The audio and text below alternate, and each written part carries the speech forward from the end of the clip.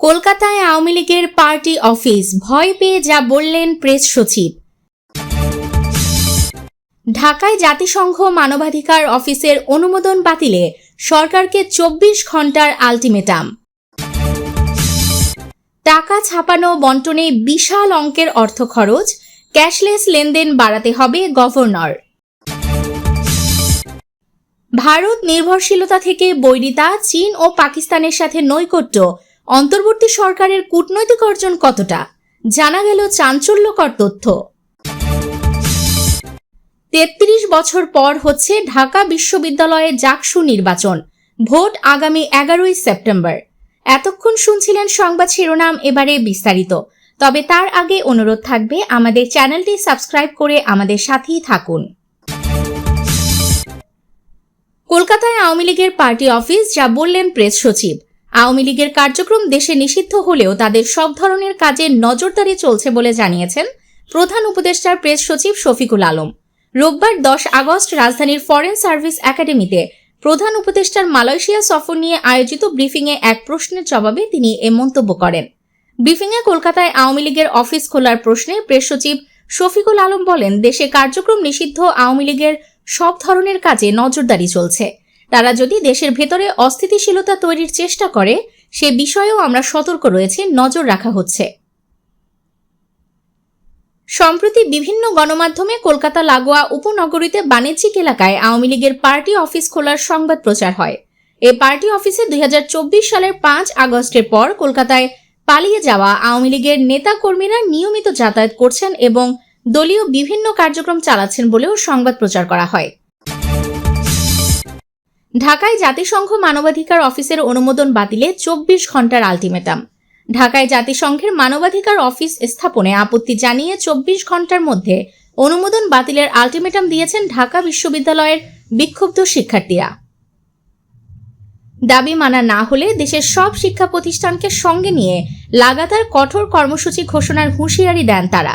রোববার 10 আগস্ট বিকেল 4টায় ঢাকা বিশ্ববিদ্যালয়ের কেন্দ্রীয় গ্রন্থাগারের সামনে ঢাকা বিশ্ববিদ্যালয়ের বিক্ষুব্ধ শিক্ষার্থীরা ব্যানারে আয়োজিত সংবাদ সম্মেলনে এই আলটিমেটাম দেওয়া হয়। সংবাদ সম্মেলনে লিখিত বক্তব্য পাঠ করেন সংবাদ সম্মেলনের আয়োজক ঢাবি শিক্ষার্থী জিয়াউল হক। তিনি বলেন, অতীতে বিভিন্ন এনজিওর অর্থায়নে স্কুল সিলেবাসে শরীফ শরীফার গল্প ঢুকিয়ে ট্রান্সজেন্ডার বা সমকামিতাকে বৈধ করার চেষ্টা হয়েছিল। জাতিসংঘের মানবাধিকার অফিসের ওয়েবসাইটে LGBTQ বা সমকামিতাকে অধিকার হিসেবে স্বীকৃতি দিয়ে তা প্রমোট করার কথা উল্লেখ রয়েছে। তাদের মতে এই অফিস বাংলাদেশে থাকলে স্কুল কলেজ থেকে শুরু করে বিশ্ববিদ্যালয় পর্যায় পর্যন্ত পাঠ্যক্রমে সমকামিতার অন্তর্ভুক্তি বাধ্যতামূলক হয়ে যাবে, যা দেশের মূল্যবোধ, সামাজিক কাঠামো ও পারিবারিক ব্যবস্থাকে ধ্বংস করবে। তিনি আরও বলেন, এতে অঙ্গহানির মাধ্যমে লিঙ্গ পরিবর্তনের প্রবণতা বাড়বে, শিক্ষার্থীদের মানসিক বিকৃতি দেখা দিবে এবং অভিভাবকরা সন্তানদের নৈতিক অধঃপতনে হতাশ হয়ে পড়বেন। একই সঙ্গে পুনরায় কোটা প্রথা ফিরিয়ে এনে ট্রান্সজেন্ডার বা সমকামী কোটার পাশাপাশি সমকামী ইমাম কোটাও চালু হতে পারে। জিয়াউল আরও দাবি করেন, জাতিসংঘের মানবাধিকার অফিস দেশের সার্বভৌমত্ব ও নিরাপত্তার উপর আঘাত হানবে, পার্বত্য চট্টগ্রামে অস্থিতিশীলতা তৈরি করবে এবং বিচ্ছিন্নতাবাদীদের মদত দেবে। তাদের মতে এতে ধর্ম পালন ও প্রচারের স্বাধীনতা হুমকির মুখে পড়বে, পতিতাবৃত্তি বৈধতা পাবে এবং আইনশৃঙ্খলা পরিস্থিতির অবনতি হবে। তারা আরও অভিযোগ করেন, ধর্ষণ ও হত্যাকাণ্ডের মতো অপরাধে জড়িতদের মৃত্যুদণ্ড কার্যকরে জাতিসংঘ বাধা দিবে। হুঁশিয়ারি দিয়ে তিনি বলেন, কোনো অবস্থাতেই জাতিসংঘের মানবাধিকার অফিস বাংলাদেশে থাকতে পারে না। আমরা একাধিকবার সরকারকে অনুরোধ জানিয়েছি, কিন্তু কর্ণপাত করা হয়নি। তাই অন্তর্বর্তী সরকারকে 24 ঘন্টার আলটিমেটাম দিচ্ছি। এই সময়ের মধ্যে অফিস বাতিল করতে হবে, নইলে লাগাতার কঠোর কর্মসূচিতে যেতে বাধ্য হব। টাকা ছাপানো বন্টনে বিশাল অঙ্কের অর্থ খরচ, ক্যাশলেস লেনদেন বাড়াতে হবে গভর্নর। প্রতি বছর টাকা ছাপানো, পরিবহন ও বন্টনে বিশাল অঙ্কের অর্থ খরচ হয় বলে জানিয়েছেন বাংলাদেশ ব্যাংকের গভর্নর আহসান এইচ মনসুর। তিনি বলেন, টাকা ছাপানো, সংরক্ষণ, সারা দেশে পরিবহন ও বন্টনে প্রতি বছর প্রায় 20,000 কোটি টাকা খরচ হয়। রাষ্ট্রের এ বিপুল খরচ বাঁচাতে হলে নগদ অর্থ ব্যবহারের প্রবণতা কমিয়ে আনতে হবে। ক্যাশলেস বা নগদ অর্থ ছাড়াই লেনদেন বাড়াতে হবে। রোববার সকালে রাজধানীর গুলশানের একটি হোটেলে অন্তর্বর্তীকালীন সরকারের 365 দিন শীর্ষক সংলাপে গভর্নর আহসান এইচ মনসুর একথা বলেন। এই সংলাপ আয়োজন করে বেসরকারি গবেষণা প্রতিষ্ঠান centre for policy dialogue CPD. সংলাপে বাংলাদেশ ব্যাংকের গভর্নর বলেন, প্রতি বছর টাকা ছাপানো, পরিবহন ও বন্টনে বিশাল অঙ্কের অর্থ খরচ হয়। এ খরচ কমাতে বাংলাদেশ ব্যাংক ইতোমধ্যে কিউআর কোড ভিত্তিক লেনদেন জনপ্রিয় করতে নীতিগত সহায়তা ও প্রযুক্তি অবকাঠামো তৈরির কাজ করছে। আহসান এইচ মনসুর আরও বলেন, লাইসেন্সপ্রাপ্ত প্রতিটি প্রতিষ্ঠানকে কিউআর কোড ব্যবহার করতে হবে। এর ফলে ব্যবসায়ী থেকে শুরু করে ভোক্তা সবার জন্য লেনদেন হবে দ্রুত, নিরাপদ ও স্বচ্ছ। ক্যাশের ব্যবহার কমলে রাষ্ট্রীয় খরচও উল্লেখযোগ্যভাবে কমে যাবে।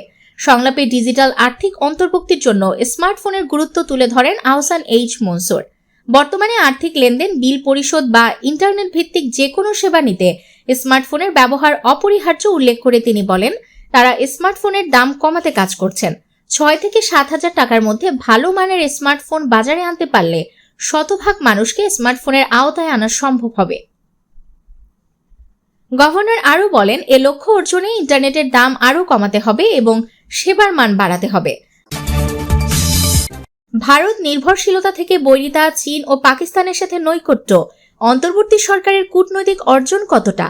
গণ অভ্যুত্থানের মধ্য দিয়ে আওয়ামী লীগ সরকারের 1.5 দশকের শাসনামলের পতনের পর গত বড় পরিবর্তন লক্ষ্য করা গেছে দেশটির কূটনীতিতে।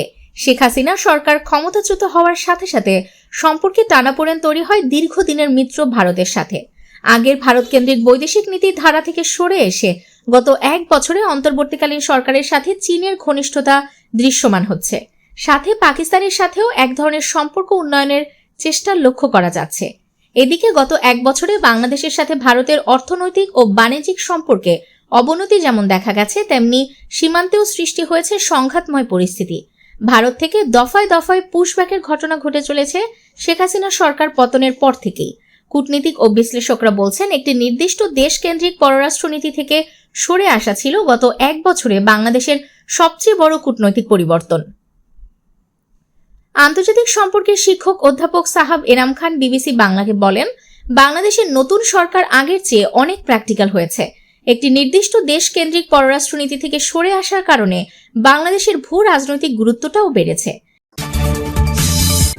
33 বছর পর হচ্ছে জাকসু নির্বাচন, ভোট আগামী 11ই সেপ্টেম্বর। ঢাকা বিশ্ববিদ্যালয়ের পর এবার জাহাঙ্গীরনগর বিশ্ববিদ্যালয়েরও কেন্দ্রীয় ছাত্র সংসদ বা জাকসু নির্বাচনের তফসিল ঘোষণা করা হয়েছে। ঘোষিত তফসিল অনুযায়ী আগামী 11ই সেপ্টেম্বর অনুষ্ঠিত হবে জাকসু নির্বাচন। রোববার বিশ্ববিদ্যালয়ের প্রক্টর ও ছাত্র সংসদ নির্বাচনের সদস্য সচিব অধ্যাপক AKM রাশিদুল আলম এই তফসিল ঘোষণা করেন। এ উপলক্ষে আজই খসড়া ভোটের তালিকা ও আচরণবিধি প্রকাশ করছে বিশ্ববিদ্যালয় কর্তৃপক্ষ। নির্বাচনে অংশ নিতে আগামী 18 ও 19 আগস্ট মনোনয়নপত্র সংগ্রহ করতে পারবেন প্রার্থীরা। মনোনয়ন যাচাই বাছাই শেষে খসড়া প্রার্থী তালিকা প্রকাশ করা হবে আগামী 25 আগস্ট। নির্বাচনে অংশ নেওয়া প্রার্থীরা আগামী 29 আগস্ট থেকে 9 সেপ্টেম্বর পর্যন্ত নির্বাচনী প্রচারণা চালাতে পারবেন। বিশ্ববিদ্যালয়ের শিক্ষক অধ্যাপক মোহাম্মদ মনিরুজ্জামান এই নির্বাচনের প্রধান নির্বাচন কমিশনার হিসেবে দায়িত্ব পালন করবেন। 1972 সালে জাকসু প্রতিষ্ঠার পর এই বছরই হয় প্রথম নির্বাচন অনুষ্ঠিত হয়। সর্বশেষ নির্বাচন হয়েছিল প্রায় 33 বছর আগে 1992 সালে। এরপর আর জাহাঙ্গীরনগরের ছাত্র সংসদ নির্বাচন অনুষ্ঠিত হয়নি। ছাত্র জনতার অভ্যুত্থানে আওয়ামী লীগ সরকারের পতনের পর জাকসু নির্বাচনের দাবিতে ক্যাম্পাসে মানববন্ধন, বিক্ষোভ মিছিল, আমরণ অনশন সহ নানা কর্মসূচি পালন করেন শিক্ষার্থীরা। শিক্ষার্থীদের দাবির প্রেক্ষিতে অবশেষে নির্বাচনের তারিখ ঘোষণা করল বিশ্ববিদ্যালয় প্রশাসন। এর আগে গত জুলাইয়ে ঢাকা বিশ্ববিদ্যালয় কেন্দ্রীয় ছাত্র সংসদ বা ডাকসু নির্বাচনের তফসিল ঘোষণা করে বিশ্ববিদ্যালয় কর্তৃপক্ষ। প্রিয় দর্শক, ভিডিওটি ভালো লাগলে অবশ্যই ভিডিওটিতে একটি লাইক করবেন এবং আপনার মূল্যবান কথা কমেন্ট বক্সে লিখে আমাদেরকে জানিয়ে দিবেন। আমাদের চ্যানেলে নতুন হলে চ্যানেলটি সাবস্ক্রাইব করে আমাদের সাথেই থাকবেন। ধন্যবাদ।